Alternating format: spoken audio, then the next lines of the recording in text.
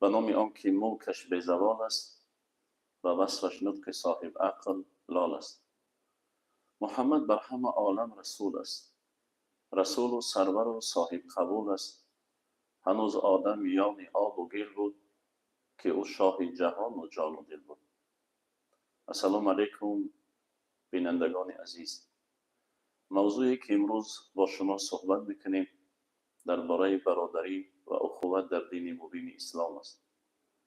بیننده عزیز، شاعر میگوید در ضمیر ما و غیر از دوست نمیروید کس.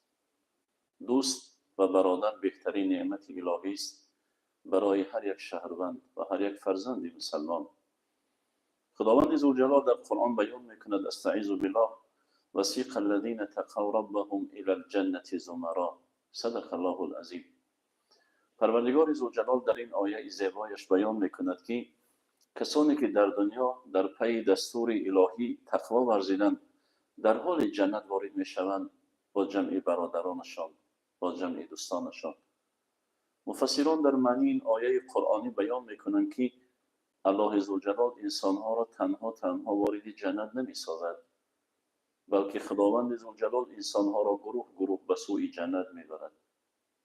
پس ای برادری عزیز، بیایید در زندگی قدری هم بدانیم، دلی برادر به دست بیاریم، در پستی و بلندی زندگی در پهلوی برادر باشیم. لقمان حکیم خداوند از او راضی باد روز فرزندش را گفت بچه جانم، من برایت نصیحت های زیادی کردم، اما میخواهم یک سخن دیگری را برای شما همچون گوهری چشم برسانم.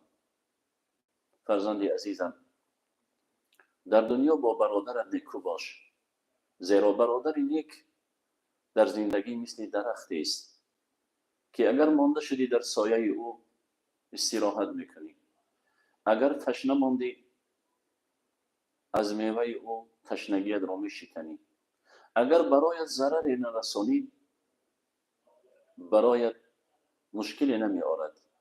یعنی برادر خوب مثل درخت میوه‌دار است.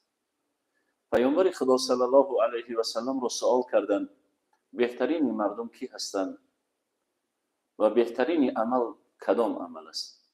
رسول خدا صلی الله علیه و سلم گفت احب الناس الی الله ینفعهم للناس. بهترین کسان در نزد خداوند ذوالجلال کسانی هستند که فایدهشان به مردم میرسد، به ملتشان میرسد، به خلق خدا میرسد و مفیدترین انسان ها، با ارزشترین انسان ها در نزد الله ذوالجلال این گونه انسان ها هستند. بیا تا قدر یکدیگر بدانیم که تا ناگه ز یکدیگر نمانیم. غرض ها تیره دارند دوستی را، غرض ها را چرا از دل نرانیم. نشان قل اعوذ و قل هو الله چرا در عشق یکدیگر نخوانیم. بیننده عزیز، برادری در اسلام مقام عالی دارد. پیامبر خدا صلی الله علیه و سلم جامعه بشری را با برادری، با نیکوکاری، با اخلاق حمیده در این مکتب زندگیش هدایت نمودند. هر کسی در زندگی قدر برادرش را بداند او از جمله شخصان صالح است. در روایت آمده است که دو برادری بودند، برای مال دنیا شده با هم ناراحت شدند. برادر خردی بین خاندان برادر کلانی یک چاه کند که برادرش جانب خانه او نگذرد. برادر کلانی زمانی دید که برادر خردیش چاه کلان کنده است، یک نفر دوریدگر را آورد، چوب تراش را برایش چوب و تخته زیادی در اختیار گذاشت. گفت من به جانب کارگاه می روم، چند قدر مزد بخواهی برایت پرداخت میکنم، فقط بین خانه من و خانه برادرم یک سفیر بساز که من دیدار برادرم را نبینم. این مرد چوب تراش خوب گفت. صاحب خانه جانب کارگاه روانه شد. مرد چوب تراش از این چوب ها یک پل ساخت، بالای آن چاهی که برادری خردی کنده بود. وقتی برادری کلانی بیگاه از کار برگشت، نه سفیر دید نه دیوار چوبی دید، جانب مرد چوب تراش داد زد. گفت من نگفتم که برای خانه برادرم سفیر بیساز که روی او را نبینم. مردی چوب تراش با حسرت به دیدار او نظر میکرد. یکی برادر خوردیش از بالای اون پل گذشت و برادر کلانی را در کنار گرفت و میگریست و میگفت من را ببخش که من چاهی کندم که تو گذشتن نتانی و خانه من نبیایی، اما شما یک پول بالای این چاه من ساختید که ما دیداری هم ببینیم. وقتی برادر کلانی این محبت برادر خوردی را دید، رخساره های او را بوسه میکرد و میگریست و به مرد چوب تراش احسن میگفت. مرد چوب تراش را گفتن بیا امشب برایت عالی ترین مهمانداری کنیم تا که دلهای ما را با هم پیوست کردی. مرد چوب تراش گفت فرصت ندارم، زیرا بسیار زمانهایی هست، بسیار دلهایی هست که با هم دوست نیستند، بسیار برادرانی هست که قدر برادر را نمیدانند. میخواهم بین دلهای آنها پول ببندم. بیننده عزیز، جهان برادر نماند به کس، دلند در جهان آفرین بند و بس. مکن تکیه بر ملک و دنیا و پوش، که بسیار کس چون تو پرورد و کوش. چه آهنگ رفتن کند جان پاک، چه در تخت مردن چه در روی خاک. در مصیبت برادر برادر می سوزد، در رفتن برادر در رفتن فرزند پدر می سوزد. بدین خاطر قدر فرزند پدر را در زندگی بدانیم، عزت اونها را در زندگی به جا بیاریم. بینندگان عزیز، در پیام خویش پیشوای معظم ملت نقطه مهمی را بیان کردند که قلب‌های شنونده را آب می‌کند.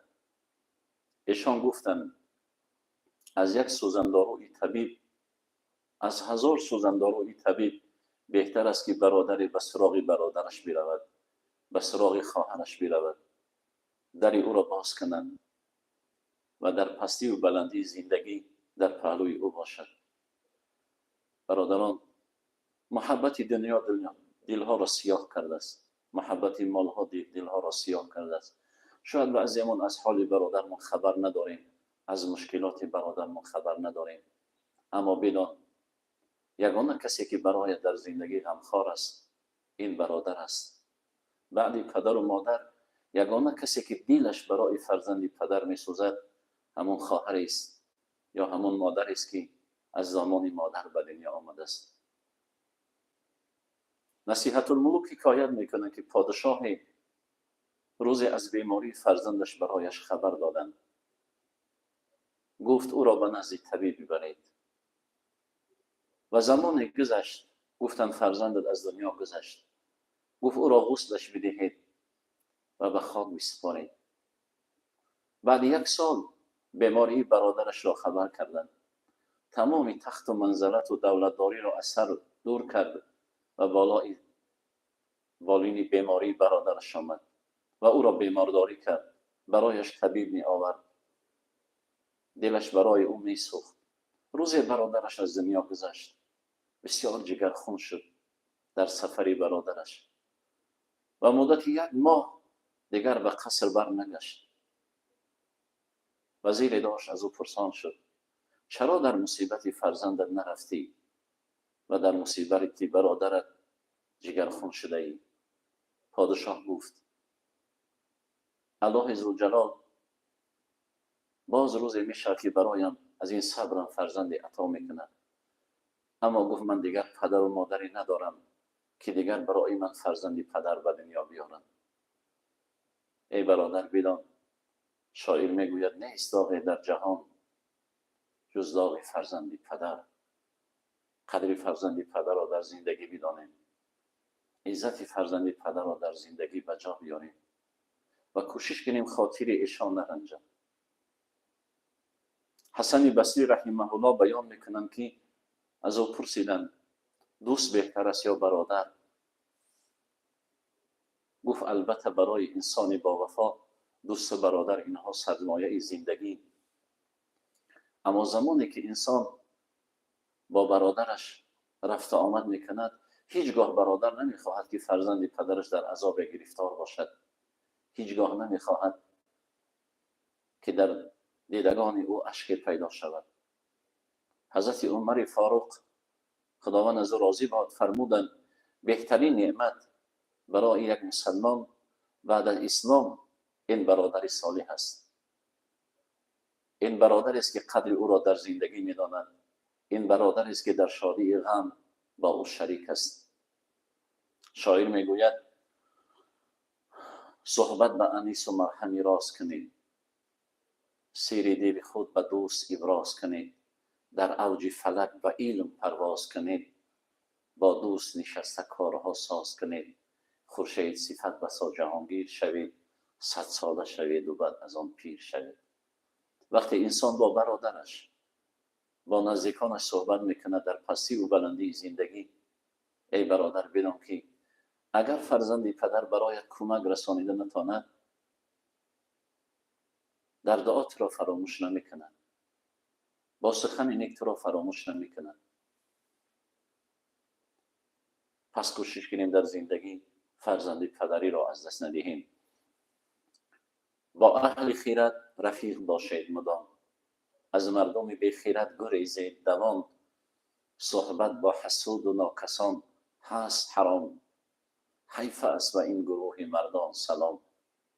خورشید صفت بسا جهانگیر شوید، 100 ساله شوید و بعد از آن پیر شوید. بیننده عزیز، وقتی مشکلات زندگیت را با برادرت میگویی، او در پی اجرای قلب تو هست، در پی به دست آوردن دل تو هست. دل به دست آورد که حج اکبر است، از هزاران کعبه یک دل بهتر است. کعبه بنیاد خلیل آذر است، دل نظرگاه جلیل اکبر است. وقتی حضرت امام احمد حنبل خداوند از او راضی باد زمان بیمار شدن، برادرش حضرت امام شافعی خداوند از او راضی باد به عیادتش آمدند. وقتی دیدن که برادرش بیمار است، از حال او غمگین شدند و خانه رفتن و بیمار شدن. حضرت امام احمد حنبل خدا از او راضی باد از دیدار برادرش شفا یافتند. آمدن که حضرت امام شافعی بیمار است. حضرت در پایان بیتی را گفتند دوستم بیمار گشت و برای عیادت او رفتم، از غمی دردش نیز بیمار گشتم. دوستم شفا یافت و مرا عیادت کرد، نظر به چهره او کردم و شفا یافتم. رسول خدا صلی الله علیه و سلم بیان میکنند دیدار برادر، دیدار دوست موافق روشنی چشم را زیاد میکند، قلبهای مسلمانان را شفا میدهد. دو برادری بودند در زمان رسول خدا صلی الله علیه و سلم. روزی به محضر پیامبر خدا صلی الله علیه و سلم آمدند. رسول خدا صلی الله علیه و سلم در بابت حق برادری صحبت نمودند. این برادران از پدر یک باغ خرمای میراث داشته بودند. آمدند بین خانه خود و خانه برادرش یک دیواری برداشت تا که مبادا میوه های خانه برادرم در داخل خانه من بیفتند و من به اجازه برادرم میوه هایش را تناول کنم. آمدن در درخت خرمای درماند. برادرش را دعوت کرد و گفت بیا این درخت خرما را برادر جان برایم هدیه کن. برادرش گفت من درخت هدیه میکردگی ندارم. گفت بیا برایم بفروش. گفت من درختی میفروختگی ندارم. این جوان از پیامبر خدا صلی الله علیه و سلم آمد و گفت یا رسول الله، من بین خانه خودم خانه برادرم یک دیواری برداشتم که مبادا میوه های خانه برادرم و باغ من نافتند و حق فرزندای او ضایع نشوند. اما این برادرم درخت خرمای دیواری من در ماندست برای من نمیدهد که تا دیوارم راست شود، یا برای من هدیه نمی کند یا نمی فروشد. پیامبر خدا صلی الله علیه و سلم برادری این جوان را دعوت کردند و گفتند بیا درخت خرما را به این جوان بده. گفت نمیدهم یا رسول الله. گفت بیا این درخت خرما را به این جوان بفروش. گفت نمی فروشم یا رسول الله. حبیب خدا صلی الله علیه و سلم گفت ای برادر، اگر دیل برادرت به دست بیاری برای یک درخت خرمای دنیا، من برایت وعده میکنم که روز قیامت در جنت برایت درخت خرمای هدیه میکنم. اما این برادر راضی نشدن. صحبت رسول الله صلی الله علیه و سلم را بین این دو برادر یک دوست شنید که دوستی پیامبر صلی الله علیه و سلم بود. در مدینه منوره باغ خرمایی داشت و در داخل باغش یک باششگاهی برای خود آماده کرده بود. زمان پختن میوه های خرما بودند. وقتی کلام رسول خدا را شنید گفت یا رسول الله، اگر کسی بین این دو برادر دوستی بیاندازد، آیا برایش اون درخت خرمای جنت را وعده میکنی؟ گفت البته وعده میکنم. بعدا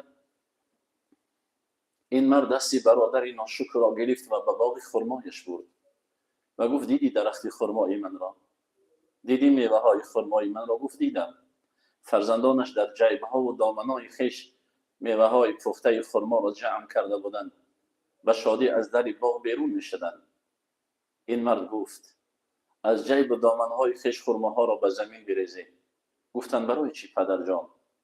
گفت من این باغ را با این میوهش به یک درخت خرمای جنت عوض نمودم. این برادر را گفت آیا تو راضی هستی از این باغ خرمای من؟ گفت بله راضیم. دستی او را گرفت و نزد پیامبر صلی الله علیه و سلم آورد. گفت یا رسول الله، من دل این جوان را به دست آوردم. آیا برایم بگو که درخت خرمایی که در جنت برایم وعده میکنی با شاخ و برگ و میوه هایش هست؟ پیامبر خدا صلی الله علیه و سلم گفت در عوض به دست آوردنی پیوند نمودن این دو دل برادر برایت اون درخت خرما را با میوه و شاخ و برگش هدیه میکنم. تو به این کهنه سرا جنت رضوان مفروش. بیننده عزیز، زندگی میگذرد، روزگار میگذرد. وقتی قدر برادری را دانستیم و از عزت برادری را به جا آوردیم، رحمت خدا بالای خانه‌ات است. شاعر میگوید جایی که برادر به برادر نکند رحم، بیگانه برای تو برادر شدنی نیست. اگر امروز ما در غم برادری خویش نباشیم، اگر امروز در شادی برادری خویش نباشیم، اگر امروز ما شکر این وطن و این ملت را نکنیم، بیگانگان برای ما شکر نمیکنند. پیشوای معظم ملت سخن طلایی دارند که این برای جامعه بشری است، برای یک مردم تاجیکستانی است. پیشوای معظم ملت بیان میکنند که دوست باشه، اتفاق باشه. باور کنید در زیر یک کلمه دوستی جهان معنی است. در زیر یک اتفاق بودن برادران، در زیر یک اتفاق بودن خاندان، فرزندان، یک جهان معنی است. این کلام است که باید جامعه بشری این را سرمشق زندگی انجام بدهد. شکرانه این سرزمین کنیم. شکرانه کنیم که با برادران در وطنی خویش زندگی داریم. در وطنی که در او صلح و آرامش و وحدت و استقلال طمین انداز است. این عالی ترین شرف و این عالی ترین ناموس مسلمانی است. وقتی ای برادری عزیز در بیماری برادرت بالای سرش هستی، در شادی برادرت با او شاد هستی، خداوند ذوالجلال از مکان رحمت را برایت عطا میکند که انتظار نباش. دو برادری بودند در زمان رسول خدا صلی الله علیه و سلم، یکی کار میکردند و یکی به عبادت مشغول بودند. برادری که به کار مشغول بودند روز آمدن و از پیامبر صلی الله علیه و سلم سوال کردند یا رسول الله، من کار میکنم و این برادرم از حساب من نان میخورد. پیامبر خدا صلی الله علیه و سلم گفت خداوند این برکت را در کار شما، در تجارت روزگار شما از شکر انمی برادرت برای تو الله عطا کرده است که تو این برادرت را در زمان پستی زندگی نام میدهی، بدان که خداوند برای تو اجر میدهد. امروز میبینیم در جامعه برادری با برادری محبت ندارد، برای دنیا شدن، گریبان برادر میگیرند، برای مال دنیا شدن.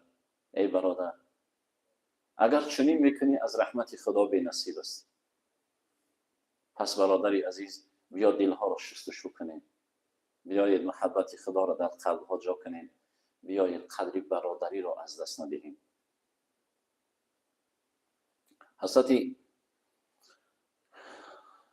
حسن بصری رحمه الله بیان میکنند دوستان و برادران ما در زندگی از اهل و از فرزندان ما بالاترند، زیرا شاید زن و فرزند محبت دنیا را برای تلقین کند، اما برادر محبت نیکی را در قلب میکند، محبت آخرت را برایت میگوید، تو را به شکر و به صبر و به شکیبایی دعوت میکند. پس زمانی که این قدر برادر دانستی، هیچگاه خداوند لذت زندگی تو را سیاه نمیگرداند. اسلام نه فقط صوم و صلات است، علم است، نظام است و حیات است. برادری عزیز، اسلام وظیفه اش فقط نماز خواندن و عبادت کردن و حج رفتن و نماز خواندن نیست، دل به دست آوردن است. در برابر عبادت های فریضه الهی باید ما دل برادر را به دست بداریم، قدر دوست را بدانیم و شکر برادر را از خداوند ذوالجلال بخواهیم. اگر چنین کردی، این برایت سعادت روزگار است، این برایت تحفه الهی است، زیرا دل به دست آوردی. ای برادری عزیز، بدان رسول خدا صلی الله علیه و سلم در حدیث قدسی بیان میکنند که وقتی صبح دمیده می شود، این صبح یک ندای دارد، یک فریاد دارد. فریادش این است: ای فرزند آدم، من روزی نوستم، شاهد عملهای امروزه تو هستم روز قیامت. پس ای برادر بدان، امروزی که ما و شما زنده و حیات هستیم، این روز شاید لحظه چند به پایان میرسد. پگاه روزی نو می آید، پگاه انسانی نو به دنیا می آید، پگاه زندگی نو است. پس این نفس زندگی را غنیمت بدانیم و کوشش کنیم در این روزی که حیات داریم دل به دست بیاریم، دل برادری را نرنجانیم، خاطر کسی را ضعیف نگردانیم، زیرا که این روز قلمی به دست دارد که او را در دفتر زندگی ما نامه اعمال نام دارد نوشته میکند. برادری عزیز، پیش از نماز عصر صحیفه زندگیت را ورق بزن. شاید در این دوام روزت دل کسی را رنجانیدی، شاید به عیادت بیماری نرفتی، شاید حتی کسی را ضایع کردی، از او بخشش خواهی کن که صحیفه زندگیت پوشیده می شود. پس دوستای مهربان، برادری در اسلام چنین است. روز رسول خدا صلی الله علیه و سلم بعد نماز بامداد با یارانش نشسته بود. از ایشان پرسید که امروز به عیادت بیماری رفت. حضرت ابوبکر صدیق خداوند از او راضی باد از جاش برخاست، گفت یا رسول الله، برادری بیماری داشتم، در همسایگی هم زندگی میکند، از خانه او خبر گرفتم، عیادت او را به جا آوردم. رسول خدا صلی الله علیه و سلم گفت برای جنت مبارک باشد. دوستای مهربان، وقتی برادری بیمار است، خواهری بیمار است، مشکلاتی در زندگی داری، به در خانه او میروی، ملائکه رحمت را رحمت میگوید. وقتی گناه برادری مسلمان تا ستر میکنی، خداوند روز قیامت گناهی تو را ستر میکند، میپوشاند.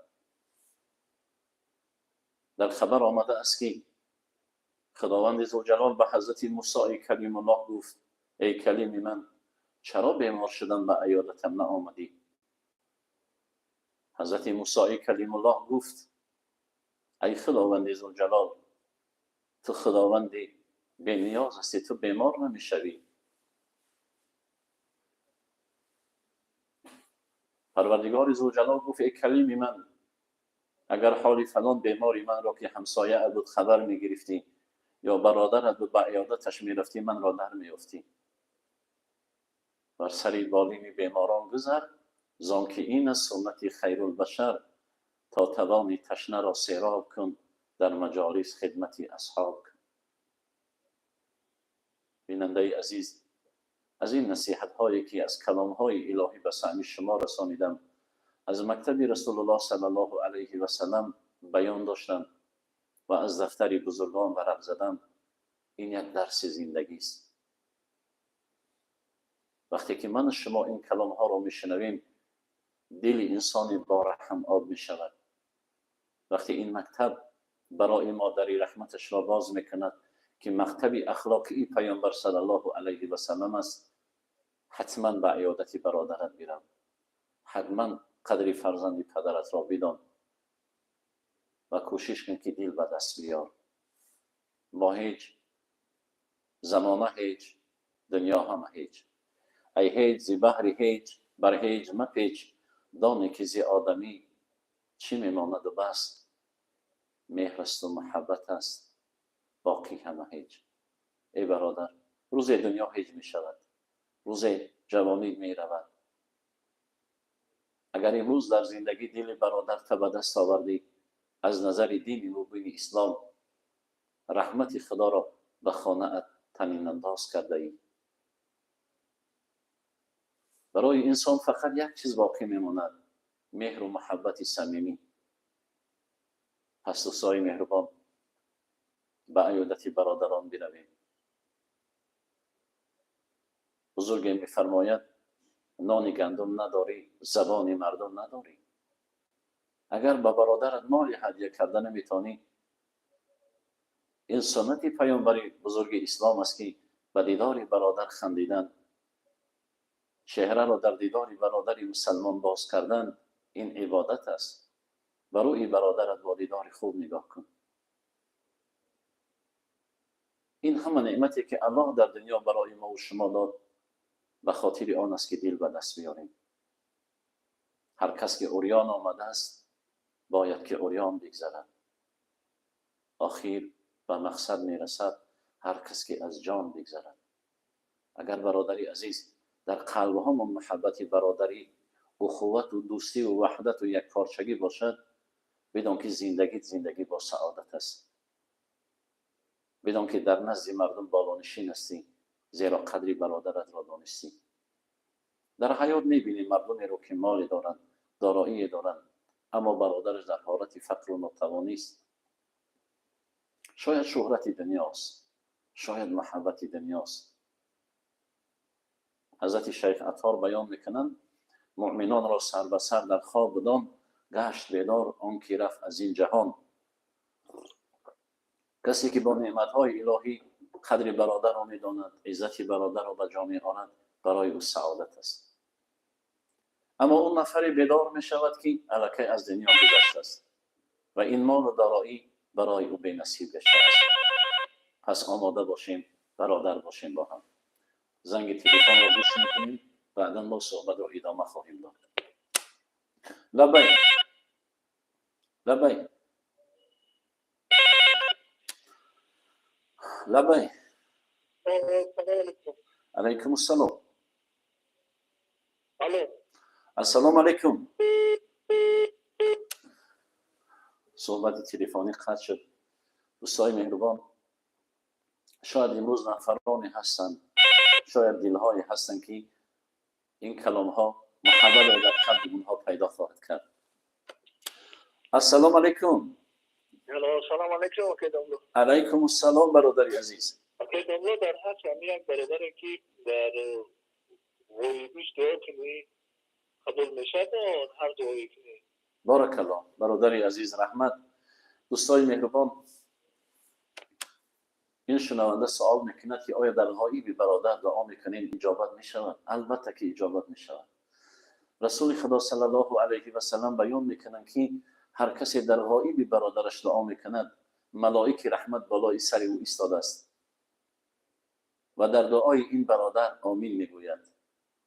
دوستای مهربان، دعا را در حق برادر در غایب، اون برادرانی که از این وطن ما هستند، شاید برای طلب علم، برای قوت لایموت در ملک‌های غریب گشتند، ای هموطن دعا را در حق ایشان فراموش نکن و دل اونها را با دعا شاد بگردان. دعای برادر در حق برادر مانند تیری که از کمان میبراید در نشان میرسد، الله عزوجل او را قبول میگرداند. پس دعا را در حق برادران فراموش نکنیم و در هر مکانی نمیشینیم. این دعا مغز عبادت است. دعا لذت زندگی است. دعا سرچشمه حیات است. السلام علیکم. السلام علیکم و رحمت الله. علیکم السلام برادر جان. الو. لبیک. سلام علیکم و رحمت الله. علیکم السلام و رحمت الله.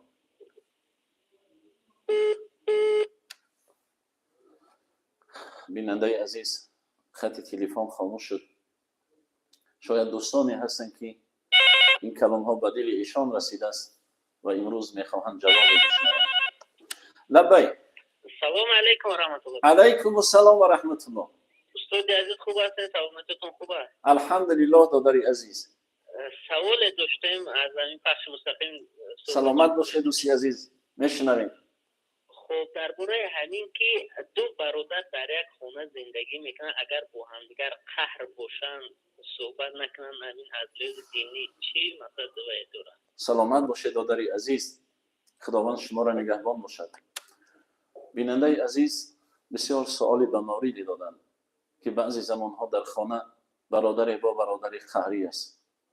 برادر قدری برادرش نمیداند. برادر از در وارد می شود، برادر دیگر از قهری بودنش از محفلان می رود. ای دوستی عزیز بدان، وقتی که از 3 روز اگر زیاد شد طبق شریعت پاک محمدی، خداوند عبادت قبول نمیکنه، خدا نماز قبول نمیکنه. وقتی دلی برادر تا میرنجانی، وقتی با او قهر میکنی، در غضب خدا گرفتار میشی. خوب آگاه باش برادر جان. السلام علیکم. سلام علیکم. لبای برادر میشنوم. لبایک. صدات بسیار پست اومده است ای دوستی عزیز. خطی علاقه کنده شد. دوستای مهربان، من حال پدری را میدانم که سالهای زیاد برای زمین قهر دادند. از دستی فتنه فرزندان گریبانی هم گرفتند. با اونها نصیحت ها کردیم. روز برادر کلانی بیمار شدند. برادر خوردی وقتی با برادر کلانی که قهری بودند او را در کوچه نمیدیدند، باور کنید دست من را گرفتند و گفتند بیا خانه برادرم بریم. وقتی وارد خانه برادر شدیم، برادر کلانی در جایگاه بیماری بودند. دیدار برادر خوردی را دید. نفر بیماری که از جاش خیسته نمیتواند به زور اشاره کرد منو برداره. وقتی برداشتند برادرش را به آغوش گرفت، ساعت ها میگریستند. دیدن که دنیا محبت ندارد، مال دنیا روز وفات نمیکند. تا زمان مرگ برادر خورده که دل برادرش برای زمین دنیا، برای مال دنیا رنجانیده بود، از خانه اش نمیرفت. شب و روز همراهش خواب بود. با دهانش با پخته آب میچکانید و بالای سرش میگریست. میگفت ای کاش که بر وقت خبر میشدم که قدر برادر این قدر وزین است، عزت برادر را به جا آوردن این قدر شیرین است. تا به حال در حق او گریه میکند و دعا میکند. السلام علیکم. سلام علیکم و علیکم السلام و رحمت الله. دوستی عزیز گوش میکنم. استاد مهربان، در پخش مستقیم و نوارو را تماشا داشتیم. در مسئله همین چی یک سوال داشتیم. مسئله از 6 ماه شریف رمضان در مسئله زکات بسیار سوال می شود که آیا میتونه یک شخص سخاوتمند یا شخص دارا زکات ما در همین ماه شریف و برادرش دهد؟ از نگاه فقه و از نگاه حدیث. سلامت باشه دوستی عزیز. بهترین سوال. دوستای مهربان، این برادر میپرسد که آیا برادری که صاحب زکات است میتونه در ماه مبارک رمضان دل برادرش به دست بیارد؟ ای دوستی عزیز، این قدر تحفه بهترین است. وقتی برادر مالش زکات شه، فقط زکات دوستای مهربان از نظر فقه اسلام برای فرزند و برای پدر و مادر جایز نیست، دیگر برای فرزند و پدر جایز است. اول برادر زکات به فرزند و پدر داده. در خاندان طعام گوارا میخری در ماه رمضان، کوشش که در خانه برادر طعام زیبا باشد. کوشش کن دسترخوان برادرت مثل دسترخوان تو باشد. وقتی که این برادر مال تو را میبیند، تو را از چهرهش، از پیش نظرش دور نمیکند. محبت ها زیاد میشوند وقتی در خانه ای برادرت میروی، وقتی زکات با برادرت میتی، وقتی مشکلات برادرت رها میکنی. دوستای مهربان، اولا مال خویش را به برادراتان و فرزندای پدرتان هدیه کنید. دل فرزند پدرتان را به جا بیارید. عالی ترین سوال دوستی مهربان دادن. بسیار سوالی به مورد بود. ما چندین دوستان را هدایت میکنیم، راهنمایی میکنیم که برادران، فقط این رمضان برای ادای زکات نیست. زمانی که مالت به نصاب زکات رسید، در کدام ساعتی نباشد، کدام روزی نباشد، بدان برادری عزیز، کسی که زکاتش را ادا نمیکند، خدا عبادتش قبول نمیکند. زکات یکی از رکنهای پنجگانه شریعت پاک محمدی است. مانند که ما نماز میگذاریم، فرض خدا انجام میدهیم، اون برادری را که خداوند مال داده است و به مالش عبادت میکند، پروردگار ذوالجلال مال او را دو چند میگرداند. ای دوستی مهربان، پیامبر خدا صلی الله علیه و سلم بیان میکنند که وقتی انسان سخاوتمند نیت میکند که من دل برادرم امروز به دست میارم، امروز زکاتم برای خواهرم، برای فرزند پدرم ادا میکنم، ولی زکات به دست مستحق نرسیده، به دست خدا میرسد، پیش عرش خدا قبول میشود. پس برادر جان، کوشش کنیم که مالی که در خانه داریم، زکاتی که در خانه داریم، عشری که از مالمون جدا میکنیم، ببینیم که اول فرزندای پدر، خویش و تبارهایی که به ما نزدیکند، همسایگانی که مستحقند، دل اونها به دست بیاریم. رحمت خدا بالایت می آید. روز دوستای مهربان، جوانی در این مسجد آمد که هوا سرد بود. من خیال کردم که این جوان راننده ماشین است، زیرا در نزد ماشین سبکروی بود. من خواستم او را آگاه کنم که ماشینت را از راه بگیر. اما این جوان وقتی من را دید، حرف گفتن نمیتونست، از خنکی میلرزید. دوستان گفتن که شما را میپرسد. من داخل مسجد را آوردم، مکان گرم. گفتم دادر جان، چی مشکلات داری؟ گپ زدن نمیتواند. گفت 3 روز طعام نخورده. با آشخانه نزد مسجد بردم، گفتم هر طعامی که میخواهد، چند مقداری که میخواهد او را طعام بدهید. وقتی تناول کردن و آمدن، گفتن من یتیم هستم، پدر ندارم. در نتیجه پست و بلند شدن قوه برق خانمان آتش گرفت. تمام داراییمان سوخت. در کوچه زندگی میکنیم. اگر این امتحان الهی را ببین.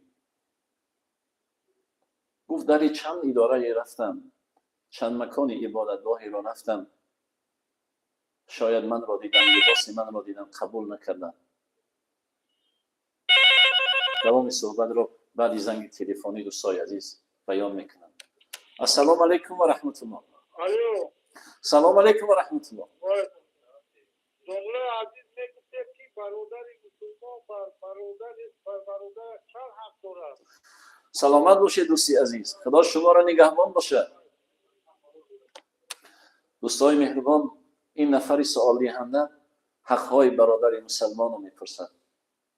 البته نمی قصه ی روزگار جوانی را بیان میکنم. این حق برادر مسلمان است. این به جا آوردن حق برادری هست، حق هموطنی هست، حق مسلمانی است. من گفتم دادری عزیز، آیا کسی داری در خانه از تو بزرگتر باشد؟ گفت یک مادر دارم. زمانی با مادرش صحبت کردیم، از گریه نمیتونه صحبت کنه. اما خوشا به حال اون نفران مسلمانی که صدای ما را در مسجد شنیدن، برای او کمک های خیش را، زکات خیش را پرداخت کردند. من از این منبر سپاسگزاری از آن تاجران شهر حصار میکنم، از آن دوستانی که این جوان یتیم را به نزد اونها روان کردند که خانه اش سوخت. در امتحان الهی است. برای اون جوان از اون تجارت خیش، از مال خیش چوب و تخته های کمک کردند. خدا را شکر که امروز جوان آماده بنیاد خانه هست. دوستانی بدن که گفتن ما مالی نداریم، اما برای به دست آوردن دید برادر مسلمانمان، به خاطر آن که روز قیامت ما را خداوند از این حال این جوان شاید سوالی کند، گفتن ما استا هستیم، خانه او را میسازیم. دوستان مهربان، این برادر سوال نمودن که آیا مسلمان بالای مسلمانش چی حق دارد؟ این البته یکی از حقهای برادر مسلمان این است که جواب سلام او را بربگردانند. این جواب سلام بود. قصه بیان کردم، این از درس زندگی است که همگی یک ماه پیش به وقوع پیوست. اگر کسی این سلام این جوان را علیک گفت، خدا او را در رحمتش گرفتار کرد، خدا او را در تجارتش برکت داد. شاید کسی بود که گفت شاید به خاطر دنیاست، اما از مکافات عمل غافل مشو، گندم از گندم بیروید جو ز جو. دیگر جواب عطسه برادر را رسانیدند. زمان بیمار شد باید به عیادت برادرت بروی، حال او را بپرسی. این بهترین حقهای برادری هست. زمان تو را دعوت خانه کرد، باید دعوت او را بپذیری. سوال نوبتی را گوش میکنیم. سلام علیکم و رحمت الله. و علیکم السلام. خیر دامنو یک سوال داشتیم. بگو دوستی عزیز. پوشانیدن عیب برادر چی فضیلت دارد؟ خوشا به حالت برادر مهربان. بیننده عزیز، برادر سوال میکنن درباره پوشانیدن عیب برادر. هر کسی که عیب برادرش، عیب فرزند پدر، عیب دوستش میپوشاند، این مکافات عالی ترین را ببین. روز قیامت خداوند ذوالجلال گناه او را میپوشاند. پس برادر عزیز کوشش کنیم در زندگی به خاطر شرمنده کردن و بی آبرو کردن کسی نیت نکنیم. کوشش کنیم که آبروی کسی را نریزانیم. شاعر میگوید دیدم درختی که به خود می نالید، از خاک تبر برای شعش می مالید. گفتم چه کسی برای شعت زد تبر؟ گفت آن کس که به زیر سایه هم می خوابید.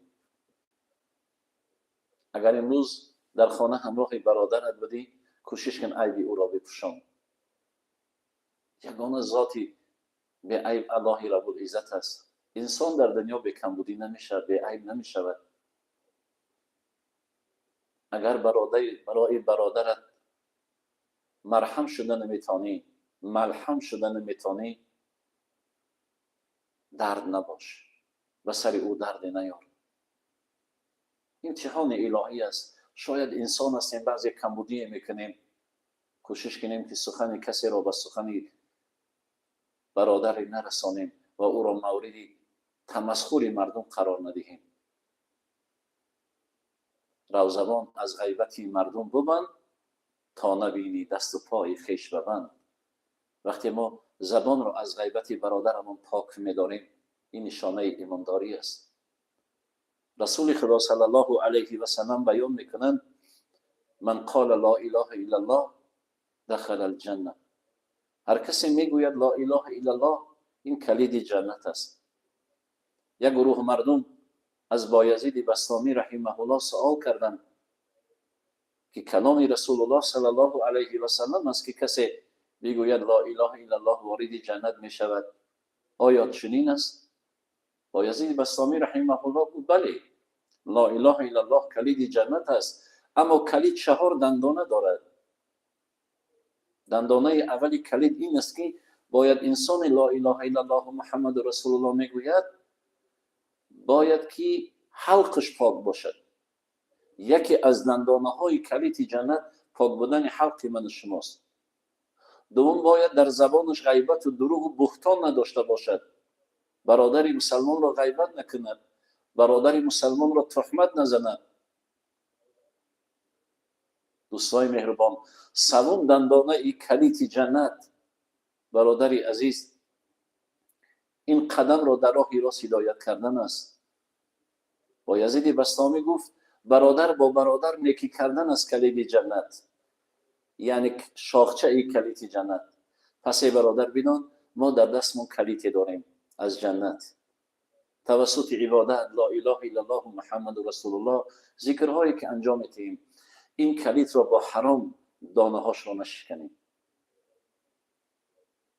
خوب بدان برادر، وقتی که در زبان دروغ داری، حلق لقمت حرام است، نگاهت حرام است، قدمت حرام است، بدان که کلیتت روز در جنت را باز نمیکنه. برادری عزیز، بیننده گرامی، وقتی ما طهارت میکنیم، رسول خدا بیان میکنند که وقتی بنده چهره مبارک را میشوید، خداوند قطره های آبی که از روی او میچکند گناهان چشم او را پاک میگند. وقتی بنده دستان مبارک خویش را میشوید بهر عبادت، هر قطره آبی که از دست او میچکد خداوند گناهان دست او را پاک میکند. وقتی بنده قدم خویش را میشوید، پایهای خویش را میشوید، پروردگار ذوالجلال از هر قطره آبی که از پای بنده میچکد خداوند گناههای قدم او را پاک میکند. این نعمت ها را ببین، پروردگار چگونه نعمت برای ما عطا کرد. پس ای برادر مسلمان، ای هموطن عزیز، بیا قدری همدیگر بدانیم، بیایید برادر باشیم، بیایید دوست باشیم که این وطن زیبا را با برادری و با دوستی این جوان مردانی ملت آباد کردن و قدر این برادری برسیم و قدر دوستی برسیم. اگر برادری بیماری داری خاندانش بیرو، اگر مشکلاتی دارد درد او را به جا بیار. یک نفری از بیماری برادرش شکایت کرد، به عیادت او رفتیم و گفتم در حق ما دعا کن. گفت شما در حقم دعا کنید. من گفتم برایت خوشخبری دارم برادری عزیز. این خبری من نیست، این خبری پیامبر صلی الله علیه و سلم است که بیان میکنند وقتی برادرت بیمار میشود یک روز به عیادتش میروی از او دعا بخواه، زیرا خداوند وقتی بنده را یک روز بیمار میکند یک ساله گناه او را عفو میکند. وقتی بنده یک ماه بیمار میشود پروردگار ذوالجلال 30 ساله گناه او را عفو میکند. وقتی بنده 2 ماه بیمار میشود الله رب العزت 60 ساله گناه او را عفو میکند. ای برادر، این بهترین خوشخبر است. شاید برادری بیماری داری، فقط در حقش با دعا باش. بهترین برادری همین است که اگر برادری بیماری داری دل مسکینی را به دست بیار تا در حق برادرت دعا کنند. زیرا پیامبر خدا صلی الله علیه و سلم بیان میکنند بیمارای خویش را با سبب صدقه دادن شفا بخواهید از الله رب العزت.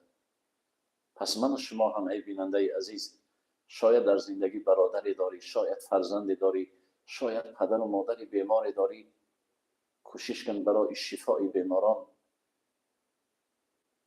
دل کسی به دست بیار، خاندان کسی را خبر بگیر، در یتیمی را بزن، چهره یتیمی را پاک کن. خداوند درد بیماری تو را شفا عطا میکنه.